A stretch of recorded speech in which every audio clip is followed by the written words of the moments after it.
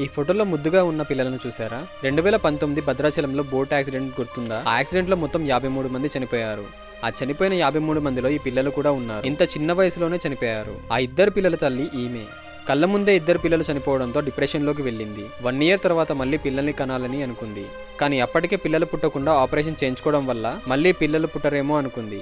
కానీ ఆర్టిఫిషియల్గా పిల్లల్ని కనొచ్చు అని తెలుసుకొని ఆపరేషన్ చేయించుకొని మళ్ళీ ప్రెగ్నెంట్ అయ్యింది. డాక్టర్స్ పిల్లలు పుట్టే తేదీ అక్టోబర్ 22 అని ఇచ్చారు. కానీ తనకి సెప్టెంబర్ 15న హెవీ పెయిన్స్ రావడంతో హాస్పిటల్కి తీసుకొచ్చారు. డెలివరీ కూడా అయిపోయింది. అందరూ షాక్. ఎందుకంటే పుట్టింది కవల పిల్లలు, అది కూడా ఇద్దరు ఆడపిల్లలు. ఇద్దరు పిల్లలు చనిపోయిన తేదీ సెప్టెంబర్ 15, 2019. ఈ పిల్లలు పుట్టిన తేదీ సెప్టెంబర్ 15, 2021. దేవుడి గురించి తెలిసిందేగా, ఏది ఎక్కువ రోజులు ఉంచడు. అది ఆనందమైన బాధ అయినా. ఏ రోజు అయితే తల్లి పిల్లల్ని వేరు చేశాడో మళ్ళీ అదే రోజు వాళ్ళని కలిపేశాడు. ఈ వీడియో నచ్చితే లైక్ చేయండి, సబ్స్క్రైబ్ చేయడం మాత్రం మర్చిపోకండి.